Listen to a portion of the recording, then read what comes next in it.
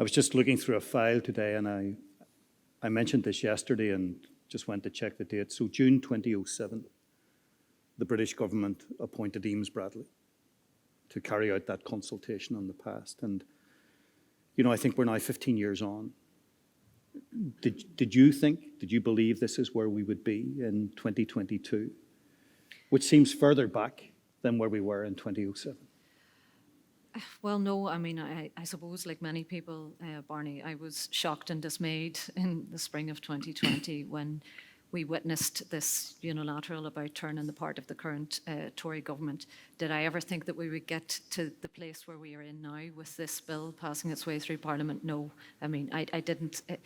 It is, as you say, it is taking a step back, because if you unpick those steps, going right back to the Bloomfield report, going back to Healing Through Remembrance work, through the heavy lifting that was done by Eames Bradley, and, you know, through House O'Sullivan into the Stormont House Agreement, I mean, you can see, you know, key recurring threads there where we were trying to reach some kind of agreement on this trade-off between truth and accountability, and so on. And I feel that whatever progress we made, and as you know, we worked very hard to try and, from our corner of the pitch in the Model Bill team, we tried to find tweaks to the Stormont House Agreement that would keep it in line with international human rights law and in line with victims' and survivors' needs.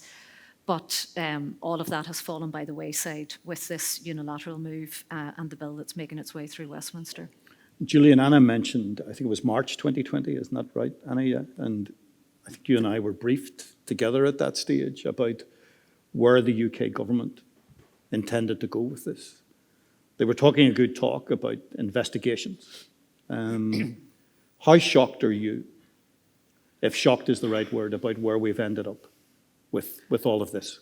Well, I don't think I can actually describe myself as being shocked, but I do have to remind myself at times that we have travelled a heck of a distance here in a very short space of time.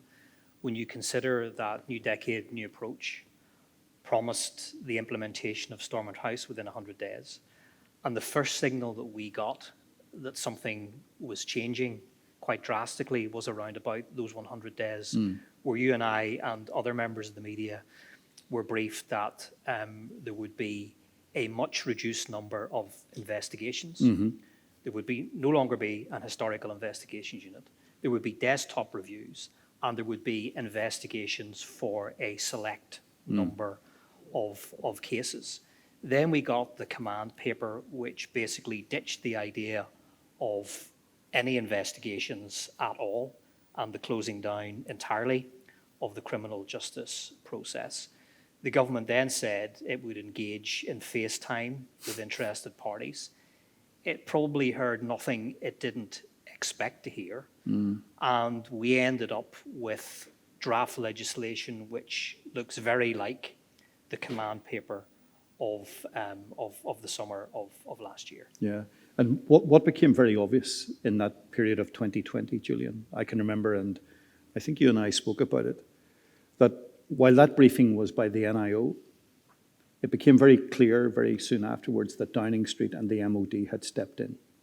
Because what was being suggested to us as being possible became written out of the script before that story even got the air. Correct. It is felt, certainly in the recent past, Barney, that ownership of legacy, or the real driving force behind some of the main elements of this legacy deal, has been directed by Number 10 and the Ministry of Defence.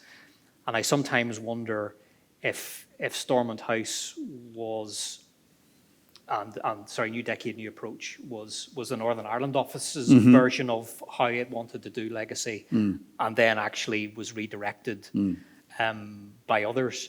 And of course, we're overlooking here the Conservative manifesto commitment, which I think has been one of the most significant aspects of legacy in the past number of years. And I think you could argue that the direction of travel in legacy now owes a huge amount to that Conservative manifesto commitment.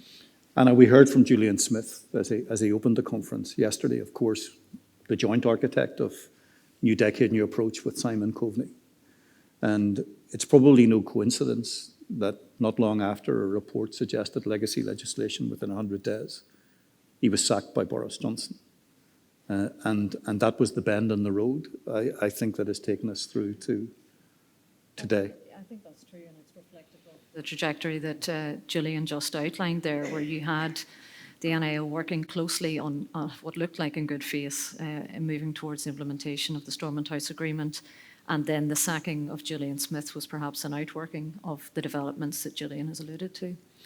Do you think the situation can be retrieved, pulled back, or do you sense that this government and Boris Johnson are on a set course? I mean, I think it is likely that this flawed and potentially unlawful bill is going to see its way onto the statute books. I think just looking at the arithmetic in Westminster, looking at what happened yesterday with the protocol bill, I find it difficult to see how, amendments as it ping-pongs back and forward from the Lords. I think that you have to face the fact that it is likely, regardless, that towards the end of this year, this bill could see its way onto the statute books. So where that leaves us then is another question. Where do you think it leaves us, Julian?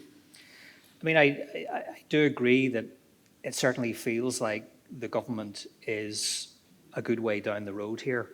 And I would say that, if you look at the response to the command paper and what changed come the time of draft legislation, very little. And I think the government is most definitely on a course here. I wouldn't be hopeful at all that this bill would be successfully amended. If there are amendments that attract enough parliamentary support, it could be a tinkering of the central elements to it rather than the removal or radical change. I hear a lot of talk about successful legal challenges to this, and I respect the opinions greatly of the lawyers and experts who tell me that. But my follow-up question is, well, so what if a court rules this to be unlawful in full or unlawful in part? To my mind, that doesn't necessarily mean the government is compelled to change it. And I remember Barney talking to a senior figure in policing when the government put out its command paper, and they said to me that they felt what the government was doing was probably unlawful, but by the time it was successfully challenged, the business would be done. And I think we could ultimately have a bill passed here, parts of which are at some point in time perhaps found to be unlawful. But my question stands. So what? Yeah. What will it actually change, especially if the outworking of this bill has been implemented for the next 2 or 3 years? I was on radio the other day, Anna, with Stephen Farry, who's been handling this stuff for Alliance, and with Sandra Peake from Wave. And if I heard and understood Stephen correctly, he was kind of saying that even with amendments, this bill cannot be fixed, that it is so broken and so flawed that even if you changed every reference to review to investigation, that wouldn't be enough. Is that how you would read it? That's certainly how I would read it, that it is unfixable. And I say that with a heavy heart. As you know, Barney, we've tried very hard, sometimes, stretched colleagues, to try and find pragmatic accommodations that were lawful and so on, all the way along this road. And we read this bill and we read it again and we read it again, and very, very reluctantly we met and agreed that it was unfixable, that there was no possible way we would be proposing amendments, that would, if anything, perhaps only weaken the legal challenges that will undoubtedly come down the road. So my view is that, even as you say, they have taken the word investigation, Article 2 compliant investigation. The word investigation has been cut and pasted out for review. And you think that's deliberate, do you? Absolutely. Yeah, okay. Yes, I do.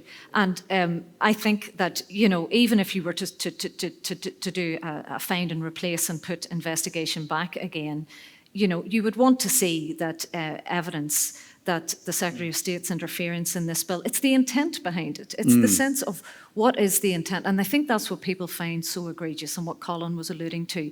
It's wrapping all of this up in reconciliation, putting reconciliation on the face of this bill and pretending that this is about furthering reconciliation when it's doing precisely the opposite. As if those conversations had never happened and weren't happening, I Indeed. suppose, Anna. You know, it's almost presenting this day as the new day for reconciliation, which ignores much of the work that you and others, including the Glencree hosts of this conference, have been involved in. And in particular, Barney, I think, as you know, I have a real interest in oral history and I've worked in that area for 20 years and more. And it's one of the things that concerns me most because you have seen those proposals on oral history and memorialisation now becoming front and centre. Chris Flatt said last year he viewed them as potentially the most important element of the Stormont House Agreement that you would wish to bring forward. They've beefed up those proposals. They're mentioned very deliberately in the memorandum on compliance with the European Convention on Human Rights. And I see it as a cynical way in which in a space where such good work could be done around acknowledging the human suffering and all that Colin was talking about, where there's so much good work that could be further developed, I see the government in a very, very cynical way beefing up these proposals, saying, here we're going to deliver on the reconciliatory intent of this bill, and it's to provide legal cover for impunity. And I find that deeply, deeply cynical and disconcerting. Demeans the work that's already happened. It demeans and denigrates the work that has already been done, and it will do untold damage going forward, because when I used to run projects, you know, people would say, oh, is it anything to do with that Boston College project? Already people are saying, will this be seen to be anything to do with, you know, so you can see that unfolding already. Just to pick up on that, what you mentioned about reviews or investigations, I was struck whenever I was going over some previous evidence to, I think it was either the Justice Committee or the Northern Ireland Affairs Committee, where the PSNI said that when it looked at the caseload of the Legacy Investigations Branch, it would take 20 years to work through.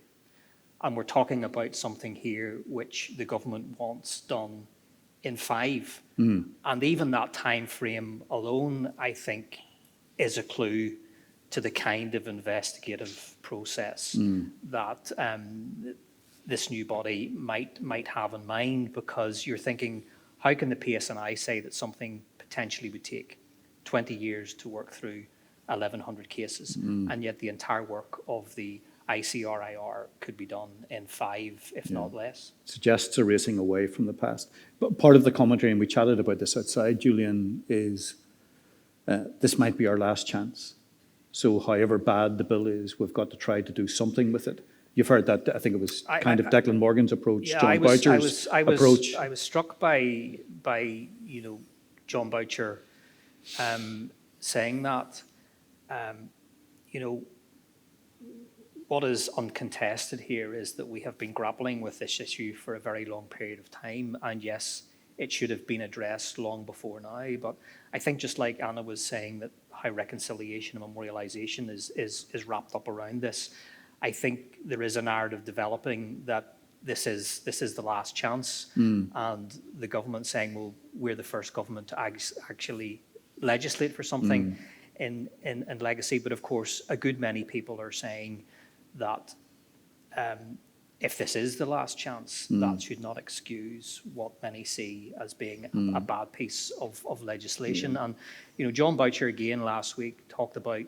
the ICRIR perhaps being a shop that no one visits. We'll just tell someone what that is. So that's the Independent Commission on Reconciliation and Information Retrieval. Yeah, and I suppose, you know, I can see where he's coming from, because such is the absence of buy-in to this legislation from victims and local political parties. You do wonder, if we do have the legislation enacted, who is actually going to use it and who is going to work it. It looks like they're building a house that no one's going to buy, Anna. Well, I certainly can't see how the ICRIR could be workable in practice. I really can't. I mean, you've had swathes of victims and survivors already saying that they're going to boycott it. So who is going to come forward, you know? And it boils back to this key issue, I suppose, of trust. I mean, you know, we would have needed an element of trust, a sense of good faith to buy into any version of these proposals. These are very, very difficult issues. And what this bill has done is to just erode away, hollow out that dwindling, kind of capital of trust that is so essential in order to, for these mechanisms to succeed. So I think, yes, is it building a house that no one's going to buy? Certainly, I think that if the ICRIR is up and running next spring, I have no faith that this will deliver anything in terms of reconciliation. We have to remind ourselves as well, of course, that along with an ICRIR, there is the idea of closing down everything else. So Inquests, civil cases. If people don't buy into the ICRIR, they have nowhere else to turn. And I think that's where people are saying, well, how can this bring about our advanced reconciliation? How can this settle something if people are asked to buy into something that they don't believe in and have no alternative way of addressing that, either through inquests or civil cases? Anna, sorry, go ahead. No, I was just going to say, just to follow on from what Julian just said, you're essentially saying to victims, like, the door's closed for inquests, the door's closed for civil actions, the door's closed for police ombudsman's reports, the door's closed to Canova, but you can have a museum of the Troubles instead. That's what we're saying, and that's not to denigrate a well-conceived museum of the Troubles. Yeah. Good work. But that's essentially what you're saying. And there's also this insinuation that it is necessary to pull the shutters down on civil, on inquests and so on, in order to unlock, the potential for reconciliation. And I think that's a disingenuous. Do you have any sympathy for the argument that we've heard in recent days that, well, we give the local politicians 15 years to sort this out. They couldn't do it, and now we're going to do this. So it's almost been presented as we're helping you do something that you couldn't do yourself. No, I think it's disingenuous. Trying to peddle this, it's almost creating like, oh, they can't agree among themselves, so we need to step up and step in on this most difficult issue. But not agreeing among themselves is a valid point, is it not? Because they have had so many attempts. I'm not saying that makes the legislation that's on the table at the moment, or the bill that's on the table at the moment, any better than how we think. I think there is something in what you're saying, but I suppose I would bat that back and say, well, we had the Stormont House Agreement. Okay, the Ulster Unionist Party said they didn't support it, but there was a broad consensus view that it was the apparatus upon which to do something. And it wasn't the local parties who didn't implement that. It was the British government who didn't legislate for it. So while I think there is something in what you say, Barney, I don't think it is the full picture. Yeah. And I think also the key thing is underpinned by cooperation, joint stewardship of the British and Irish governments. And what we've seen here is a unilateral move, without consulting the Irish government.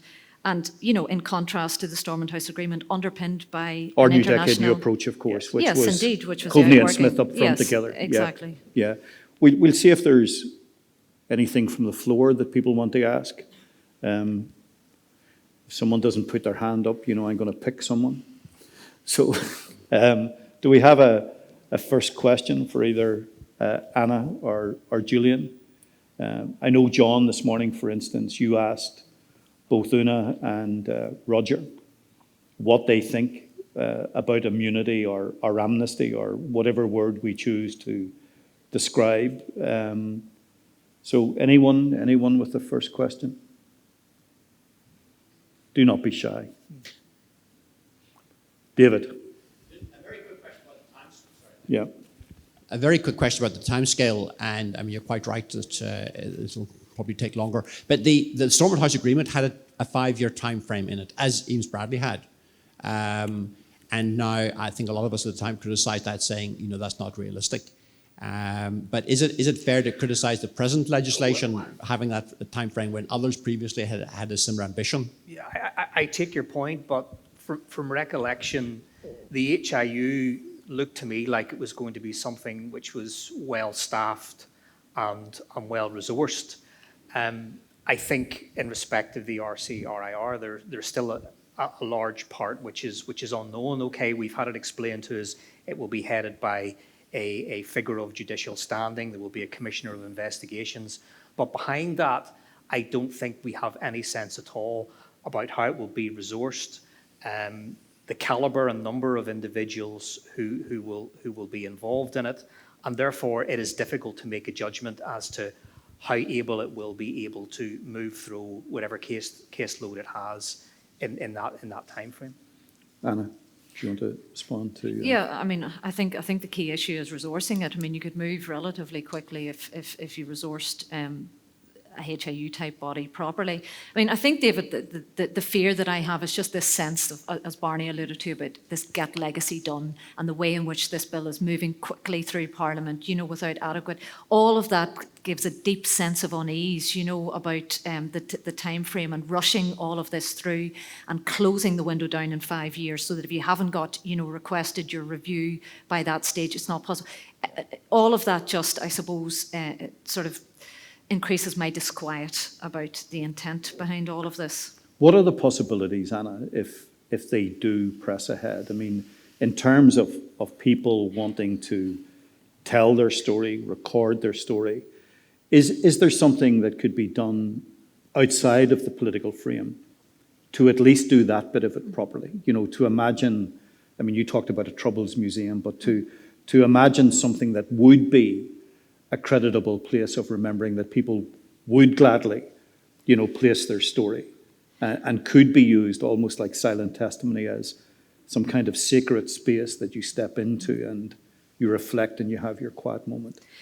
I mean, part of my answer to that would be, Barney, to point to the good work that has been done and continues to be done. There's been, you know, and that's one of the things that annoys me sometimes is this, as if we need to start collecting oral history, as if there hasn't been, and I know you're not suggesting that. I'm talking about some central place that we bring it all together. Yeah. That's Yes, and Accounts of the Conflict, you know, attempted to do that, a project that was run out of Ulster University to provide a central point, a digital point, where we would at least address that need to take stories out of silos and to provide those opportunities to hear the other, to hear the other's perspective. There is a need for that. They had, you know, short-term funding and did so much within. There is undoubtedly, you know, a need to build on that and to do it on a much larger scale. In the meantime, I think what will happen is that groups will continue to with their develop individual work. Well, yeah. I mean, I did 2 days training with the Victims and Survivors Service there last month, and that was on the back of a number of proposals for distinct projects that people are about to start or have already started. So they are going to go on and collect the testimony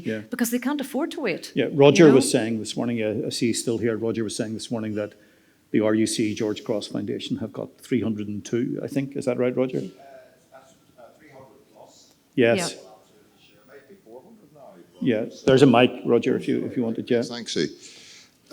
Yeah, I think it could be close to 400 now. And as Anna absolutely says, the important thing is not that we create an echo chamber that RUC officers just listen to what RUC officers are talking about. It's important that we let other people hear the stories and maybe have those difficult conversations on the back of an RUC officer's story. And then the other angle is that, for example, we took a number of them and let Lawrence McKeown, who did the Those You Pass in the Streets play, produce a play called Green and Blue. And Lawrence, if you don't know, was a former hunger striker and prisoner. And there was a lot of controversy about that at the time, that we were, you know, if you like, letting Lawrence have a look at sort of police officers' stories and things like that. And indeed, there was a whole hiatus up at Newforge, the police country club, where I think the first performance was to be held. And certainly Twitter was aghast with various things, and I don't think I was exactly flavour of the month with people. But somebody then said, has anybody actually been to see the play yet? And people went, and they went in their hundreds, and they went in their thousands, and it's a bloody good play. And I don't think there's anybody else could have produced a play as impactful as somebody maybe looking from the outside in. So there's a lot of good work can be done around oral histories and interpretation of that.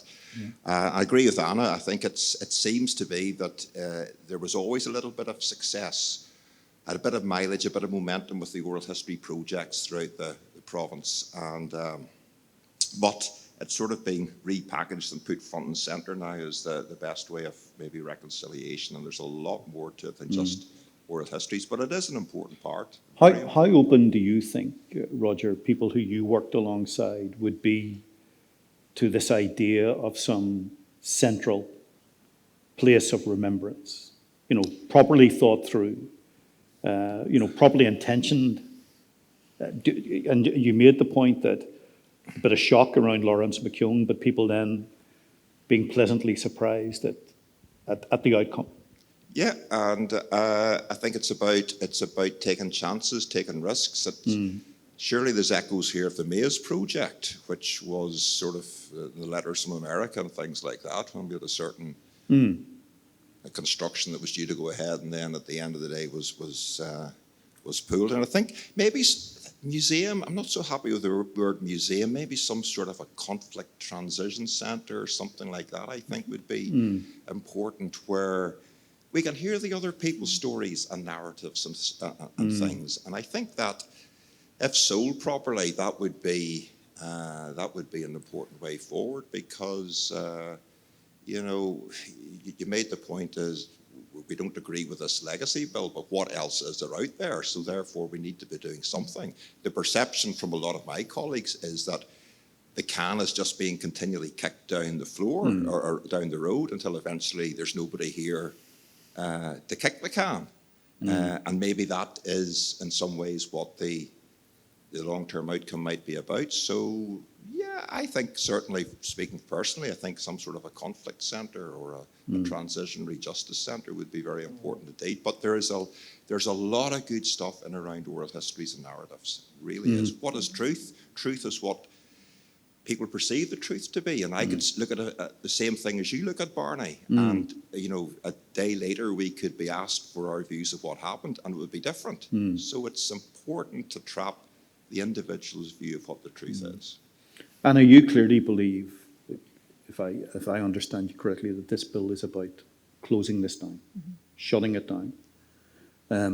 Gives a lot of power to the Secretary of State. So if it's the house that no one will buy, could they, and I'm asking you to look into a crystal ball here, could they in 2 or 3 years' time say we give you your chance and you didn't take it? No, I don't think anybody would fault us for saying we didn't want to take Yeah. a chance that was, deemed by the Human Rights Commissioner and others to be potentially unlawful, that victims and survivors there was no public support for have come out right across the spectrum saying they're not in favour of this, and where the intention is pretty clear. And we all know the context to this around so-called vexatious prosecutions. We know the political context for all of this. I don't think when you think of the intent behind the bill and the unilateral move, the flying in the face of international law, that anyone would fault us for saying, oh, we missed a chance there, we didn't take, it's just too deeply flawed, Barney. Yeah. I was asking Dennis Bradley about this yesterday, and I felt for a long time that we've had the cart in front of the horse, that we've been talking about the type of structure we need, the type of house we need to have these investigations or reviews or conversations within. And yet there's been no real attempt to explore with those who we expect to deliver the information what is achievable. And you know where I'm going here, Hannah. So why have we not had that conversation with the IRA, with the loyalists, with military, with intelligence, to do that working out of what is achievable and what is not achievable, so that we can then make some proper judgment about the worth or value of some process? I suppose I'm not sure, Barney, that difficult conversations have not been had within loyalism and republicanism, or certainly around the ICIR. I think I had a sense, perhaps naive, that people were engaging with the detail of that, having difficult conversations within their own movements and so on. And as I say, perhaps naive on my part, but in some ways that hasn't been put to the test. I sensed at that stage, and that related to that, we have been doing a piece of work around acknowledgement and apology. Yeah. And again, we spoke to actors in all of those different constituencies. I certainly sensed what I believe to be a genuine desire. Not, of course, not across the spectrum. Of course, there are going to be elements who want to maybe, not engage or maybe have reason to want to not let the truth come to light, or whatever aspects of the truth we might think it's possible to bring to light. But I suppose I feel that, to be fair, that was not put to the test, and that's my sense. Well, I suppose what I was thinking about, Ailing, Quinton was speaking here yesterday, and I talked to her about the first IRA statement I took, which was the day after the Enniskillen bomb, where the IRA admitted placing the bomb but claimed it was detonated in some sweeping mechanism by the army. I don't think anyone believes that. That statement has not been withdrawn from the public record from 87.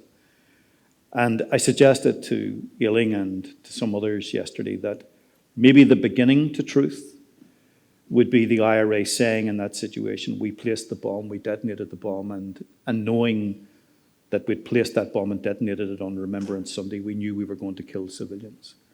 Now, I think that is probably the maximum amount of truth that is achievable from the IRA. And yet that is nowhere near the type of truth that some people are looking for.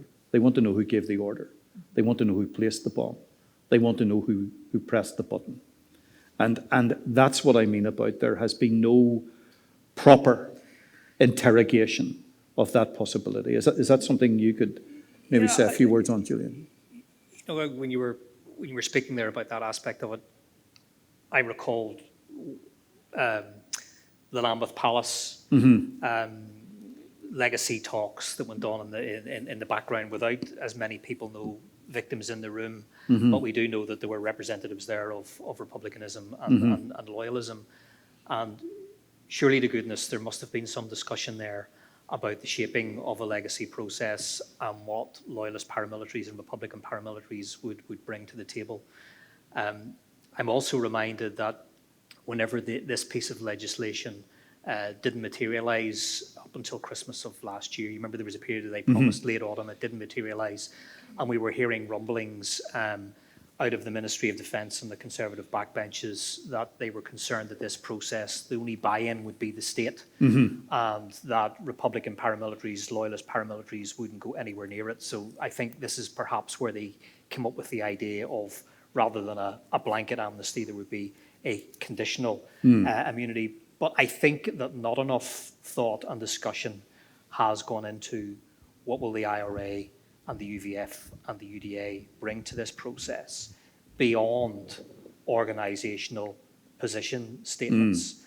A slightly expanded claim of responsibility, which we already know about. And I think you and I have been in conversations and been places where it has been said that, no one's going to go near this and say X carried out Y. And I think there needs to be a greater honesty around this. And I remember asking John Boucher in a press interview what his experience was about information forthcoming in Operation Canova from those quarters. And he said to me, not very much.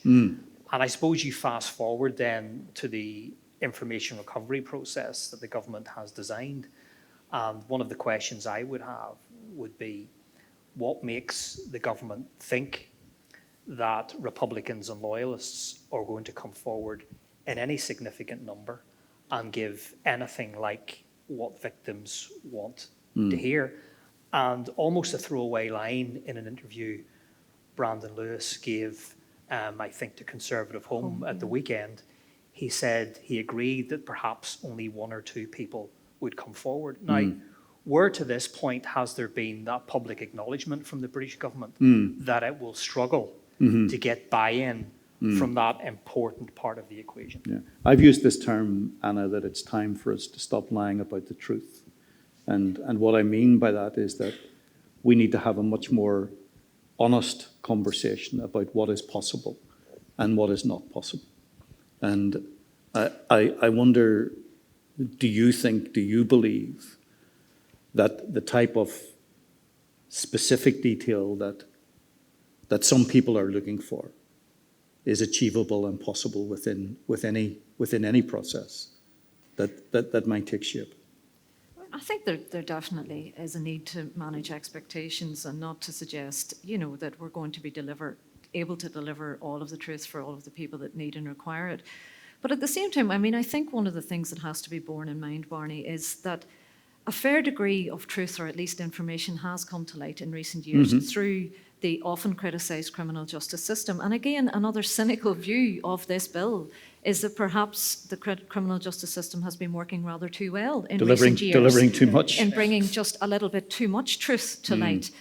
So there is a sense, if you talk to the Ballymurphy families, I'm sure the Kingsmills families in due course and others, they will tell you just how important that information is.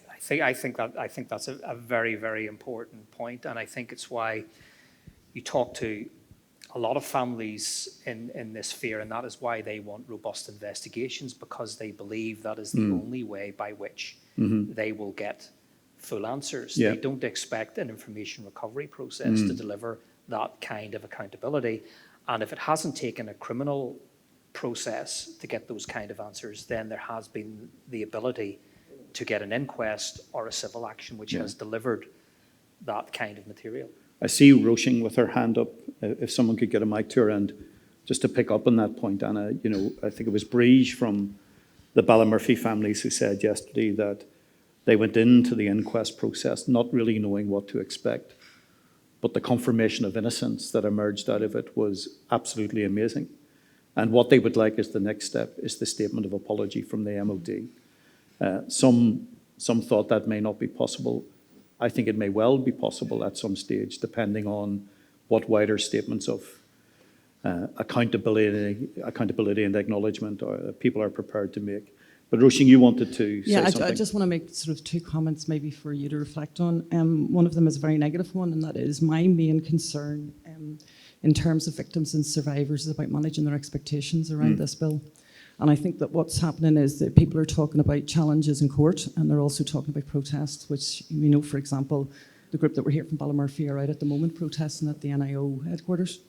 And my concern is it's a bit like, if you take the analogy with riots, when you're in the middle of it, everybody's running around doing everything. But when it settles down, that's when you have to take stock. So that's my main concern about it, is actually managing the victims' expectations. And certainly from being an independent member of the policing board in the past, certainly I remember having a discussion with a very senior police officer who had used hours and hours and hours of our time talking about a case sequencing model, for example, and they were telling victims and they were telling people there was this case sequencing model, and after a number of sessions I said to him, could you tell me how many cases you've put through that? He didn't answer that question quite a few times till we discovered there were none. So, you can have plenty of processes, but until they're implemented. But I suppose the second thing, to sort of give a bit of hope and pull in some of the trains of thought that have been going through this conference. When Brian Curran and I were involved with Hugh Ord in the policing, the very quiet conversations, and Barney, they have to be quiet. It's just inevitable that they have to be quiet. And we were working with Republicans and with Loyalists about what was going to happen when the Republicans joined the policing board and the PCSPs and whatever. And we had those very quiet conversations. I think we forget how far we've come. There was a lot of truth come out in those conversations from senior Republicans and Loyalists with senior police officers, with George, with many of them who are in the top team now. So I think, we do need to reflect. So I'm absolutely pessimistic about this bill. But on the other hand, I've seen through my career a great tenacity on people that are involved in all of the armed groups to come forward. And as long as there are those safe spaces to talk truth. Yeah. I've said many times, Roisin, that I've heard more truth in rooms such as this than we'll hear in 20 truth commissions. And I've been in conversations where one story becomes the next story. And there is the potential for that. And I suppose... I just wonder, I agree with you in that, I leap to the other side of this bill perhaps being passed and ask myself if it will be Northern Irish society, which basically has to deal with reconciliation aspect of it on our own, and the criminal justice process will have been swept aside, and it will be for us as a society to pick up the pieces and make the reconciliation, memorialisation, oral history aspect of it work. Yeah, the bit that saves it from, or saves something of this process. Anna, did you want to say something? Well, but just I suppose the fear I have is because people said to me, well, could we not just like pare it back to part 4 and just let the proposals in oral history move? It's just a flag that they are themselves deeply flawed. You have the Secretary of State reaching far and deep and across them, deciding on a memorialisation strategy, which elements of it to take forward and so on. So I complained at the time of the Stormont House Agreement. I was uneasy about parking the oral history archive or putting it under the direction and control of the Director of Prony because of the link to a government department. Little did I think that the fix for that a few years on would be to put it under the control and direction of the Secretary of State for Northern Ireland. Yeah. So simply to say, yes, done properly. And I mean, go back to Roger's point. I mean, a lot of work has been done on this. Like, I've worked through a 5-phase plan about building up the trust organically, shoring up the material that's decaying in people's drawers, funding new projects, training up people, recognising that Roger might be the right person to interview former RUC in another organisation. Yeah, of course. Dealing with all of that. So I suppose, maybe that's where we'll end up, that we have to find the resources to at least do that bit properly. Save something as well. But not as a smokescreen. For impunity. No. I think, Kate, did you have your hand up yet? So if someone could give Kate a mic, this will be our last question. We'll get a last answer from Julian and Anna, and then I'm going to say just a few words to close the conference. Yeah, I think I wanted to firstly agree with Anna, in response to what Julian's just said. It's where those of us that have been working in this field find ourselves, not just in the despair of what the bill is doing with justice, not just for the victims, but for our society, but also that those elements that we've all been involved in as well are now tainted by being, as Anna called, a smokescreen. And, so what do we do? Do we produce materials that help people work on that? And are you then buying into it? So there's a really difficult working out for us about how we do what Julian said, but get over what, not get over, how we manage that gap between, I don't know what the words are. I'm but I was sitting here trying to work out how to paraphrase what you'd said yesterday to Aileen about the statement about Enniskillen, and then you helpfully explained it to everyone, because my question was where, acknowledgement is the bit that we haven't mentioned this afternoon. And, I'm interested, Barney, you think the MOD might still make an apology? Because my question is, with the British government having acted so unilaterally, and apology is one of those dances, isn't it, where somebody needs to do something and there needs to be an atmosphere. Has this bill also wrecked that? Is my question. And then I just, on a positive note, just to flag that green and blue. So let's honour the stuff that has been done and done well. Of course. Because that's not part of the smokescreen. Green and blue will be on in the Lyric in September. And then it's got 3 days, which are described as an Irish tour. I'm sorry, I don't know what that means, but I suggest everybody find out and go and see it. Yeah. Anna, do you want to pick up on?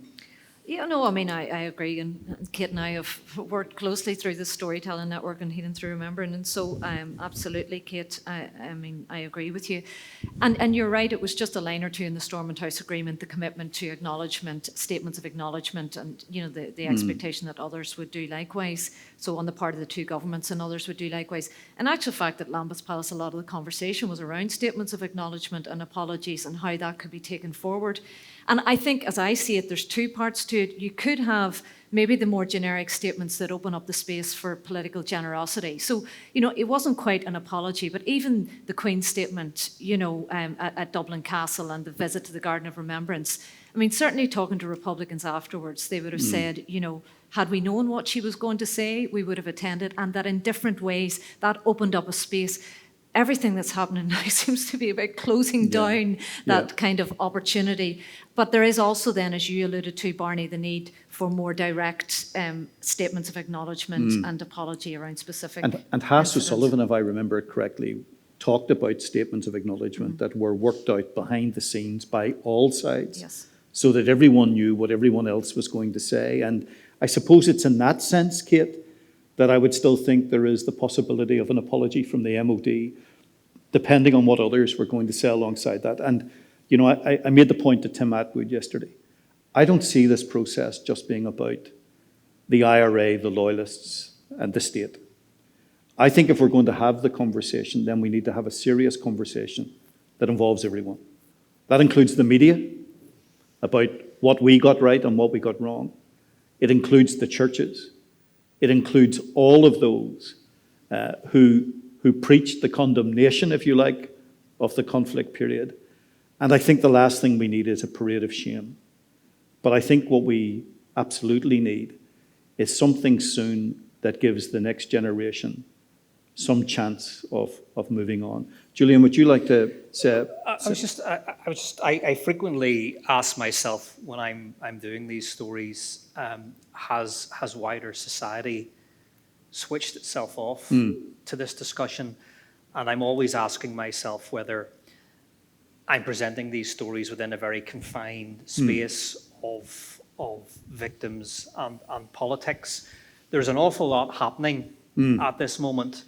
And, you know, it may be a convenience that this is progressing at the same time there are protocol issues being addressed and we don't have an executive. But right at the very start of this process, post the non-materialization of legislating for Stormont House, I was at a discussion in West Belfast whenever a member of Sinn Féin on the platform said that the British government is briefing and has suggested that we're in private supportive of the idea of amnesty. And I remember turning to a Sinn Féin politician who was there and asking them why I didn't get any feeling there was a political crisis being born out of what is being advanced here on legacy.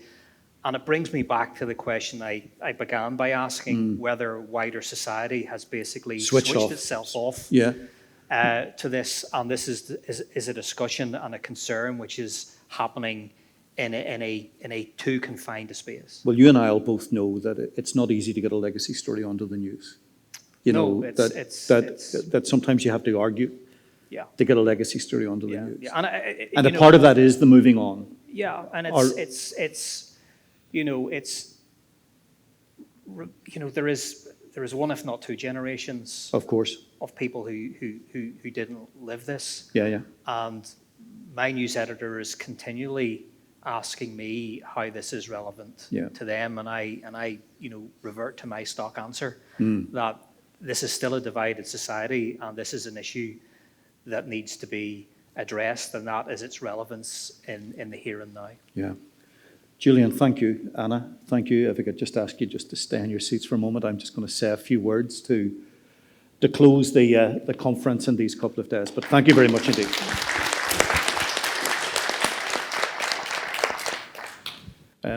I remember 2009 in a conversational question, a taxi driver saying to me, "Will the past ever be forgotten in this country?"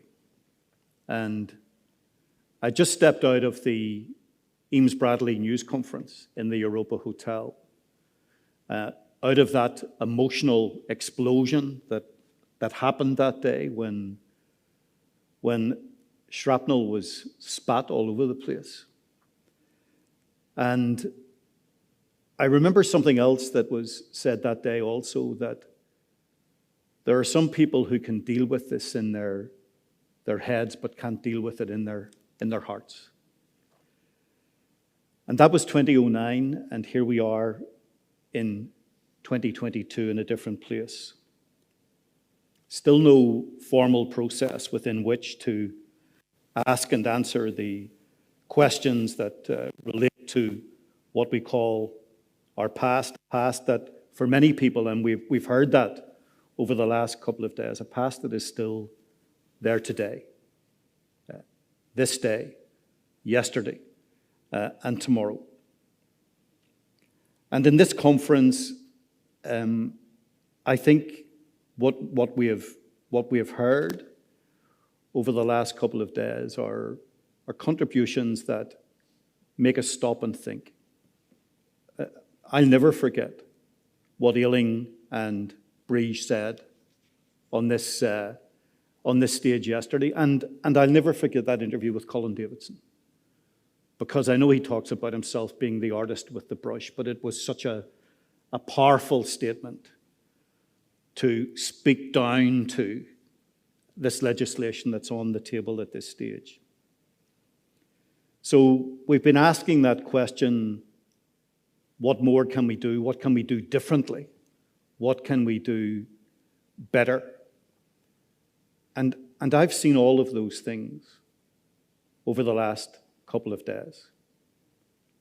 I've watched how Roisin minds people, how she looked after Ailing and Breege yesterday, how she spent time and had all of the patience in that project that she's been involved in for years that allowed Ailing and Breege to come onto this stage yesterday and come onto it together, to hug at the end of it. And Roisin, when people say to you, what did you do in the piece? Say all of those things back to them. Don't be sitting there with your head down, but say all of those things back to them. I minded people. I gave them the confidence and the space in which to tell their stories. And we did that in such a sensitive way that we saw a development here yesterday that 10 years ago we may not have thought was possible. And Niamh, when people ask, what did Glencree do in the piece? What is this Glencree Peace Centre? Say to them, we brought this conference to Belfast. We brought people such as Julian Smith and Colin Davidson and Dennis Bradley and Anna and Julian and Siobhan O'Neill and the young people or the youth representatives who spoke from this floor yesterday. And we give them the opportunity and the space and the confidence to say what has to be said. So I go back to what I said yesterday at the close of day one. We should take none of this for granted. These things don't just happen. They are made to happen.